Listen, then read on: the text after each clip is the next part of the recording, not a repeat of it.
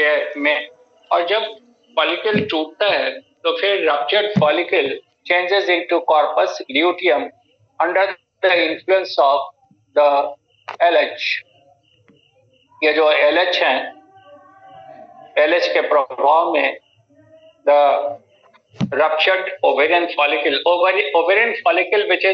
which was first of all studied by German endocrinologist D. Graf, that's why it is called Graafian follicle, become fully ruptured and fully developed by the 14th day of the menstrual cycle under the influence of the FSH.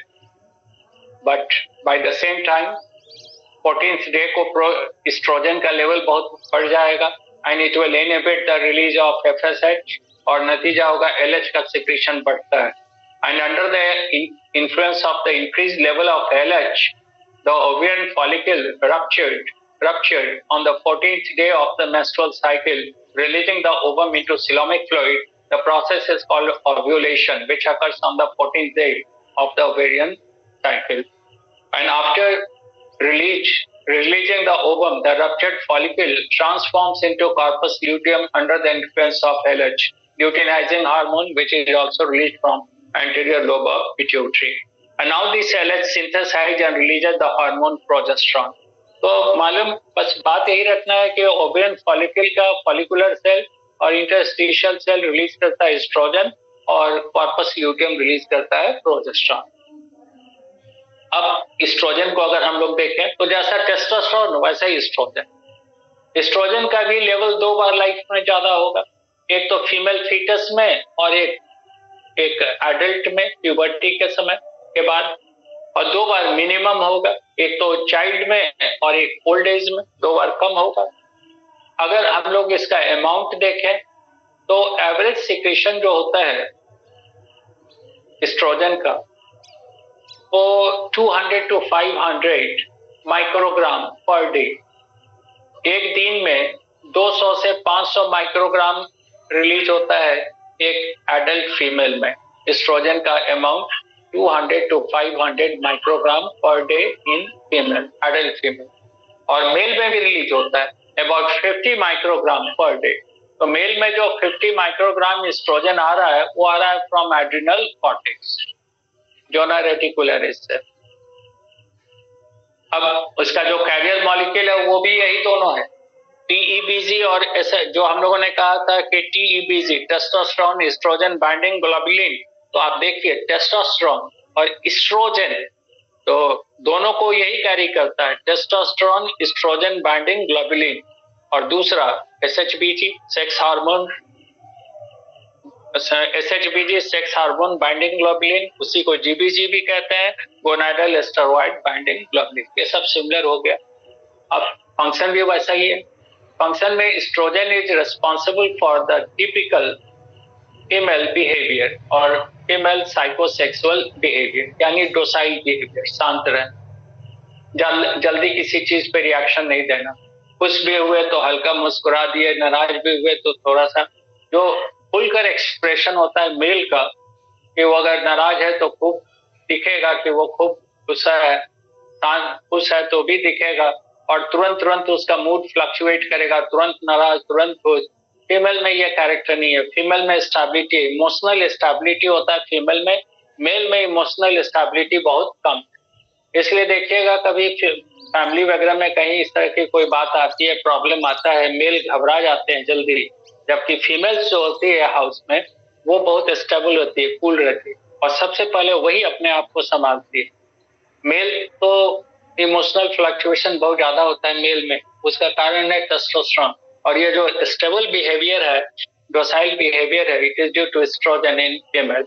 Now दूसरा है typical female appearance, external appearance, यानी female libido, it is due to oestrogen. और उसी तरह फिर जैसे अगर हम लोग देखें कि development of the secondary sexual character, तो सेकेंडरी सेक्सुअल कैरेक्टर में मेल में यहाँ पे पढ़ेंगे तो जैसे ये यूट्रस है तो यूट्रस के नीचे का पार्ट हो जाता है सर्विक्स, और फिर ये पार्ट है वेजाइना, और यहाँ पे ये दोनों साइड में फैलोपियन ट्यूब है, और फैलोपियन ट्यूब के अंदर ही फर्टिलाइजेशन होता है जो हम लोग पढ़ेंगे, these are the fallopian tubes. तो फीमेल में ये वेजाइना, सर्विक्स, यूट्रस और fallopian tubes which are the female secondary sexual character। देखिए आपको लगता होगा कि हम इस सेकेंडरी क्या बोल रहे हैं। सेक्सुअल जो ऑर्गन्स हैं उनको दो ग्रुप में बांटा गया, प्राइमरी सेक्स ऑर्गन्स और secondary sex organ. Primary sex organs are those organs which perform gametogenesis and release gonadal hormone और सेक्स हार्मोन। यानी प्राइमरी सेक्स ऑर्गन उस ऑर्गन को कहते हैं जो गैमेटोजेनेसिस करे और सेक्स हार्मोन या गोनाडल हार्मोन को रिलीज करे। तो मेल में टेस्टिस और फीमेल में ovary, these are the primary sex organ. अब उसको छोड़कर बाकी जितना भी ऑर्गन है जो मदद करता है रिप्रोडक्शन में, they are not directly responsible for gametogenesis or releasing gonadal hormones, but they simply help in reproduction। उसको कहते हैं सेकेंडरी सेक्सुअल कैरेक्टर। तो फीमेल सेकेंडरी सेक्सुअल कैरेक्टर के डेवलपमेंट में रोल हो गया एस्ट्रोजन का। अब जैसे वहां पे कहा था कैल्सिफिकेशन, तो यहाँ पे बोन का कैल्सिफिकेशन एस्ट्रोजन, हालांकि एस्ट्रोजन ज्यादा सक्षम है, फास्ट कैल्सिफिकेशन करवाता है एस्ट्रोजन, और इसलिए एस्ट्रोजन की कमी होती है ओल्ड एज में, तो कैल्शियम लॉस भी ज्यादा होता है फीमेल में। स्पॉन्जी बोन, ऑस्टियोपोरोसिस कहते हैं, जहाँ पे कैल्शियम सॉल्ट की कमी हो जाती है। उसके अलावा it is synergistic to growth hormone, यानी helps in the growth and development of muscles, bones etcetera, जितना भी टिश्यू ऑर्गन है। इसलिए फीमेल का भी जो बॉडी का स्ट्रेंथ है वो बढ़ जाता है after puberty, more stronger childhood से। उसमें रोल है किसी एस्ट्रोजन का। देन हीमोपोएसिस में मदद करता है, हालांकि उतना नहीं है जितना कि टेस्टोस्टेरोन, लेकिन जो भी फीमेल में जो भी ब्लड का फॉर्मेशन हो रहा है या हीमोग्लोबिन का, that is due to estrogen, वो एस्ट्रोजन का रोल है। It is also synergistic to thyroxine, female में बीएमआर को मेंटेन करने में रोल है एस्ट्रोजन का। इसके अलावा जो सेकेंडरी सेक्सुअल कैरेक्टर में एक मैमरी ग्लैंड भी है, जो आगे पढ़ेंगे, तो मैमरी ग्लैंड में भी डेवलपमेंट में भी रोल है एस्ट्रोजन का। हालांकि प्यूबर्टी के समय या फिर ड्यूरिंग द प्रेगनेंसी, उसमें मैमरी ग्लैंड का जो साइज बढ़ता है उसमें रोल हम लोग देखेंगे प्रोजेस्टेरॉन का, but development is under the influence of oestrogen. It also helps in maintaining the balance between water and salt, यानी it also regulates the blood pressure. तो जो काम मेल में करता है टेस्टोस्टेरोन, फीमेल में करता है वो एस्ट्रोजन। और दूसरा जो हार्मोन है progesterone, it is considered to be the pregnancy hormone. 2 साल पहले भी नीट में आया, पूछा था pregnancy hormone is, and answer is progesterone. क्यों कहते हैं? तो इसलिए कि जब ये यूट्रस हम लोग पढ़ेंगे तो यूट्रस के सबसे बाहर के लेयर को पेरीमेट्रियम कहते हैं। मेट्रियम टर्म आता है यूट्रस के लिए, तो बाहर वाला लेयर पेरीमेट्रियम, अंदर वाला layer endometrium. Endometrium is very thick and vascularised. और जब हम लोग पढ़ेंगे इम्प्लांटेशन, फर्टिलाइजेशन के बाद जब एम्ब्रियो अंदर आता है तो वॉल में, इसी एंडोमेट्रियम में, और फिर यहाँ पे प्लासेंटा का डेवलपमेंट होता है। तो progesterone helps in development of endometrium. It makes the endometrium more thicker and vascularized, prepares the endometrium to support the development of the embryo. Embryo को डेवलप में मतलब उसके अंदर डेवलप हो सके, इसलिए उसको काफी थिक और वैस्कुलराइज बनाता है। Then progesterone helps in implantation, यानी एम्ब्रियो जब इंटर करेगा in the wall of the uterus, endometrium में जाएगा, उसमें भी रोल है प्रोजेस्टेरॉन का। Then it helps in the growth and development of placenta. Placenta जो बनेगा उसमें भी मदद करेगा progesterone. And then it holds the embryo during the first trimester of pregnancy. पहले 3 महीने में प्रोजेस्टेरॉन की कोशिश होती है कि प्रेगनेंसी को सक्सेसफुल बनाए। तो it checks the contractibility of the wall of the uterus. Uterus के वॉल के कॉन्ट्रैक्टिबिलिटी को ये रोक देता है, क्योंकि अगर वॉल कॉन्ट्रैक्ट रिलैक्स करेगा तो फीटस का एबॉर्शन हो सकता है। तो इसको रोकने वाला हार्मोन भी है प्रोजेस्टेरॉन। ये सारा रोल इसका कहाँ है? प्रेगनेंसी में मदद करने के लिए। Then it makes the vagina और द बर्थ कैनाल वाइडर, ये वाइड करेगा। Then it also helps in the enlargement of the mammary gland, by acting upon the alveolar part. तो प्रेगनेंसी के समय में या during the second half of the menstrual cycle भी mammary gland का size थोड़ा बड़ा हो जाता है। ये ओविरियन साइकिल में भी ये साइज वेरी करता है। तो ये जो वेरी करता है it is due to progesterone. ये तैयार करता है मेमरी ग्लैंड को कि अगर बच्चे का जन्म हुआ तो मिल्क का सिंथेसिस और सिक्रीशन हो सके। यानी इसका जो भी एक्शन है वो इसलिए है कि प्रेगनेंसी को सक्सेसफुल बनाना है, इसलिए इसको प्रेगनेंसी हार्मोन कहते हैं। यानी growth and development of endometrium, implantation of embryo, development of placenta, then inhibits the rhythmic contraction and relaxation in the wall of uterus to hold the fetus during the first trimester. और उन सब के साथ साथ it is synergistic to estrogen in the growth and development of the secondary sexual characters, उसमें मदद करेगा। और it is also responsible for the enlargement of the vagina as well as the mammary gland etc. to facilitate the birth of the fetus, और या mammary gland enlarge हो जाएगा for synthesis and secretion of milk. तो ये सारा role है इसका। इसके अलावा it also helps in maintaining the balance between water and salt and so on. तो that's why it is pregnancy hormone. तो ये दो हार्मोन हम लोगों ने डिस्कस किया। अब जो लास्ट इसमें है वो है प्लासेंटा। ये प्लासेंटा भी पढ़ाएंगे डेवलपमेंट में। इसमें different types of placenta discuss करेंगे। ह्यूमन में जो प्लासेंटा है वो chorioallantoic placenta. Chorion and allantois both are extra embryonic membrane, और इन्हीं के दोनों के मिलने से बनता है ये placenta.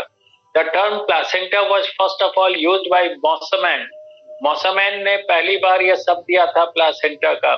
Placenta is the structure which is formed by both maternal and fetal tissue। Mother और फीटस दोनों के टिश्यू से बना हुआ यह स्ट्रक्चर है placenta. Placenta is disc like structure. जैसे जब हम लोग डेवलपमेंट देखते हैं, मान लीजिए कि ये एंडोमेट्रियम है और इसके अंदर ये अम्नियोटिक कैविटी बना, तो यहाँ पे ये स्ट्रक्चर बनेगा प्लासेंटा, और यहाँ पे ये फीटस हो रहा है with the support of the placenta. यहाँ से अम्बिलिकल कॉर्ड लगा हुआ है प्लासेंटा में। तो प्लासेंटा जो है chorioallantoic placenta which is the most developed type of placenta, and it is discoidal in shape, disc like bun shaped होता है। जैसा बन होता है वैसे राउंड और थोड़ा बीच में सोए, तो bun shape. And it is highly vascularised, काफी ज्यादा ब्लड सप्लाई है, यहीं से न्यूट्रिशन मिलता है फीटस को, डेवलपिंग फीटस को। तो placenta is the site of exchange of materials in between the maternal and foetal blood, पहला काम है। देन हम लोगों ने टिश्यू में पढ़ा था जेली लाइक टिश्यू, वॉटन्स जेली, और वॉटन्स जेली ये प्लासेंटा में है, जिसमें फैगोसाइटिक सेल्स हैं which destroy any type of pathogen which tend to enter from the maternal to foetal blood. Mother के ब्लड में कोई भी हार्मफुल सब्सटेंस है और वो फीटस के ब्लड में जाना चाहता है तो उसको डिस्ट्रॉय कर देता है phagocytic cells which are the part of the Wharton's jelly. Tissue में बताया है जेली लाइक टिश्यू में। तो प्लासेंटा का एक काम प्रोटेक्शन हो गया, एक काम हो गया exchange of materials in between maternal and foetal blood. Placenta का शेप है बन शेप, बना हुआ है दो एक्स्ट्रा एम्ब्रियोनिक मेम्ब्रेन, कोरियन और एलेंटोइस का। और प्लासेंटा का जो एवरेज वेट है वो लगभग 500 ग्राम वजन होता है फुल्ली डेवलप्ड प्लासेंटा का। तो ये चीज तो हम लोग जानते हैं कि एक्सचेंज ऑफ मटेरियल में मदद कर रहा है, यानी फीटस को ऑक्सीजन सप्लाई करेगा, CO2 रिमूव करेगा, फीटस को न्यूट्रिशन सप्लाई करेगा, मेटाबॉलिक वेस्ट रिमूव करेगा, प्रोटेक्शन देगा। लेकिन अब यहाँ जो हम लोग डिस्कस कर रहे हैं कि प्लासेंटा हार्मोन भी रिलीज करता है। 5 टाइप्स ऑफ हार्मोन्स, 5 तरह के हार्मोन रिलीज होते हैं प्लासेंटा से। फर्स्ट हार्मोन है HCG, ह्यूमन कोरियोनिक गोनाडोट्रोफिन। दूसरा है CGP, chorionic growth hormone prolactin. तीसरा है relaxin which is also called uterine relaxing factor URF। चौथा है एस्ट्रोजन और पांचवा प्रोजेस्टेरॉन।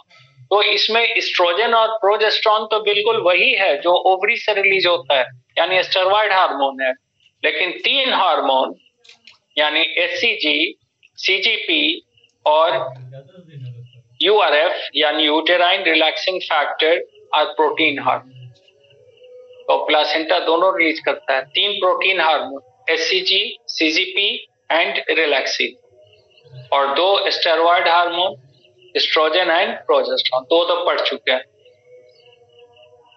अब देखिए पहला hormone HCG, full form human chorionic gonadotrophin. तो नाम से मालूम हो गया किससे रिलीज हो रहा है, कोरियन से, विच is the extra embryonic membrane. इस पर एक्ट करेगा गोनाड पे, इसलिए नाम है human chorionic gonadotrophin.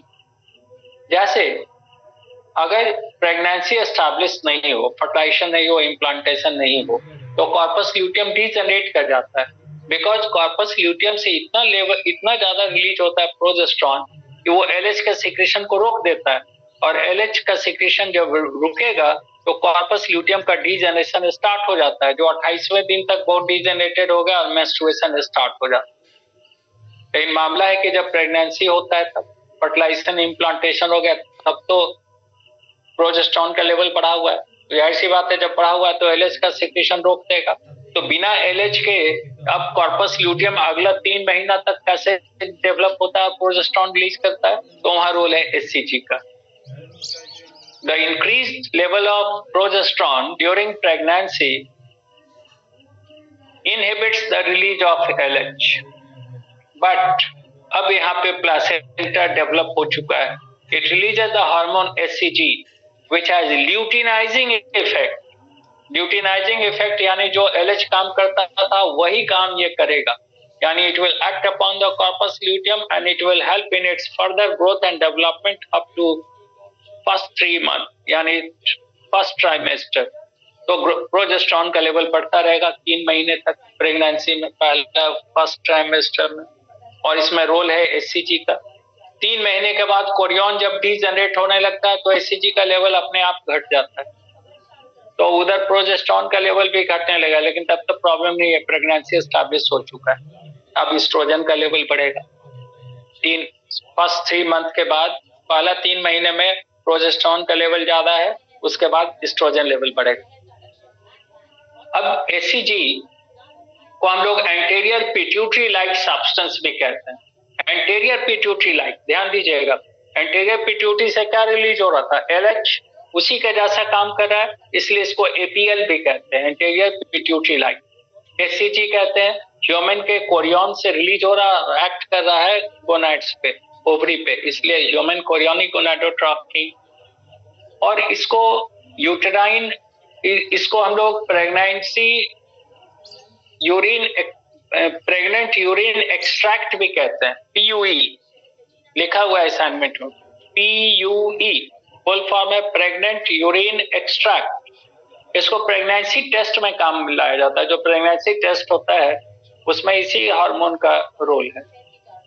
Actually the HCG या जो पीयूई जिसको हम लोग कह रहे हैं HCG, it can be traced in the urine of the pregnant female 8 to 10 days after the first missed period or 22 to 24 days after the ovulation। जैसे देखिए ये मेंस्ट्रुअल साइकिल पढ़ेंगे, ये 14th डे हो गया, ओव्यूलेशन हुआ यहाँ पे, और 28th डे को मेंस्ट्रुएशन स्टार्ट हो गया। अब यहाँ से काउंट करें, पहला दूसरा ऐसे करके, तो 8वें से 10वें दिन ये यूरिन में ये मौजूद होगा एचसीजी, और यूरिन में अगर इसका टेस्ट आ गया तो यानी फीमेल इज प्रेग्नेंट, जो प्रेगनेंसी टेस्ट में होता है। तो 8 से 10 दिन after the first missed period, पहला जो पीरियड का होना चाहिए, अगर पीरियड नहीं स्टार्ट हुआ तो यहाँ से काउंट करेंगे 8वें से 10वें दिन, तो ये मिल जाएगा यूरिन। तो अगर हम लोग यहाँ से काउंट करें डेट ऑफ ओव्यूलेशन से, तो यहाँ से 14 दिन हो गया, 14 से 28, 14 दिन अब प्लस 8 कितना हो गया 22, अगर 10 जोड़े तो 24। तो इसलिए कहा HCG can be traced in the urine of the pregnant female 8 to 10 days after the first missed period or 22 to 24 days after the ovulation। अगर ये है तो इसका मतलब प्रेग्नेंट इज फीमेल, बिकॉज एक single source is placenta. Placenta के अलावा HCG कहीं से रिलीज नहीं होता है, और प्लासेंटा तो तभी बनेगा जब प्रेगनेंसी एस्टैब्लिश होगी। That's why it is the confirm test of pregnancy. इसका और कोई दूसरा सोर्स है ही नहीं। तो ये हो गया, इसका मॉलिक्यूलर वेट होता है 30,000, फंक्शन बता दिया। दूसरा हार्मोन है सीजीपी, फुल फॉर्म है chorionic growth hormone prolactin, CGP. तो नाम से मालूम है कोरियोनिक ग्रोथ हार्मोन, यानी रिलीज होगा कोरियन से और एक्ट करेगा, ये ग्रोथ में मदद करेगा। प्रोलैक्टिन इसलिए कि मेमोरी ग्लैंड वगैरह पे भी इसका एक्शन। तो आप देखिए कि प्रेगनेंसी के समय में फीमेल का, जो प्रेग्नेंट फीमेल होती है उनका हेल्थ थोड़ा इंप्रूव हो जाता है, फीटस भी डेवलप हो रहा है, उसका भी डेवलपमेंट होता है। तो आखिर कौन सा फैक्टर है जो उसमें मदद कर रहा है? तो उसमें मदद कर रहा है प्लासेंटा से रिलीज होने वाला ये CGP, which is responsible for the overall growth and development of the fetus and also for the general improvement in the health of the pregnant female. Pregnant female का हेल्थ भी थोड़ा ठीक हो जाता है और बच्चा जो डेवलप हो रहा है उसको भी मदद करता है ये सीजीपी। इसका मॉलिक्यूलर वेट है 8,500, प्रोटीन हार्मोन है। और तीसरा है रिलैक्सिन, जिसको यूटेराइन रिलैक्सिंग फैक्टर भी कहते हैं, मॉलिक्यूलर वेट है 9,000।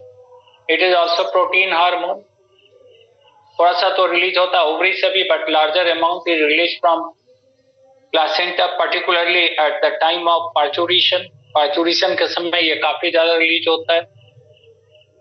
तो रिलैक्सिन का काम नाम से ही मालूम है, relaxin relaxes the pubic symphysis. Pelvic girdle का जो दो हाफ है, दोनों जुड़ा हुआ है लिगामेंट्स से, उसको रिलैक्स करता है। तो birth canal becomes wider so that बच्चे का जन्म आसानी से हो सके। तो इसलिए नाम ही दिया relaxing. It widens the birth canal by relaxing the pubic symphysis. तो ये प्रेगनेंसी के समय में इसलिए बच्चे का जन्म हो जाता है। वो मदर का जो पेल्विक गडल का दोनों हाफ है, दोनों एक दूसरे से काफी अलग हो जाता है, तो बर्थ कैनाल वाइड हो जाता है। उसमें अलग करने में रोल है किसी रिलैक्सिन का। ये प्रोटीन हार्मोन। बाकी जो दो हार्मोन एस्ट्रोजन प्रोजेस्टेरोन है वही है। इस पर एक चीज ध्यान रखना है कि the amount of oestrogen released by the placenta during the latter stage of pregnancy is much more than the amount released by the ovary. कहने का मतलब है कि ओवरी जितना एस्ट्रोजन रिलीज करता है उसका कई गुना ज्यादा एस्ट्रोजन रिलीज करता है placenta during latter stage of pregnancy। इस पर देखिए, इसलिए कहा गया कि रीजनिंग असर्शन में इस पर क्वेश्चन आ चुका है कि when during the latter stage of pregnancy both the ovaries of the female are removed, then what will happen to the developing fetus? Answer है nothing will happen। यानी fetus के जो secondary sexual character के growth पर क्या असर पड़ेगा? अगर मदर का दोनों ओवरी निकाल दें कोई असर नहीं पड़ेगा। इसलिए कहा कि सेकेंडरी सेक्सुअल कैरेक्टर के डेवलपमेंट के लिए एस्ट्रोजन चाहिए। अब ओवरी हट गया तो एस्ट्रोजन कहां से आएगा? तो प्लासेंटा दे रहा और सफिशिएंट अमाउंट देता है, इसलिए बच्चे के डेवलपमेंट पे कोई फर्क नहीं पड़े। और प्रोजेस्टेरोन रिलीज करा है, दो बोथ आर स्टेरॉइड हार्मोन। तो इसके साथ ही हम लोगों ने एंडोक्राइन सिस्टम कंप्लीट कर लिया। अब जरा सा उसको ध्यान से उसको पढ़िएगा और इस पर क्वेश्चन बनाइए। एंडोक्राइन पे तरह तरह का जहां से भी वो रीजनिंग असर्शन जो भी है बना डालिए, कोई बाकी बकाया नहीं रखना। पढ़ लिया है एकदम उसको फुल एंड फाइनल कीजिए। एकदम ऐसा नहीं कि फिर बाद में देखेंगे वो देखें, कुछ नहीं, उसका लीजिए एक एक उसका क्वेश्चन। आप तो सब पढ़ चुके हैं, तो रैंडम जहां से क्वेश्चन आपका है क्वेश्चन बैंक से लीजिए और क्वेश्चन बनाइए। जहां प्रॉब्लम है उसको डिस्कस कीजिए।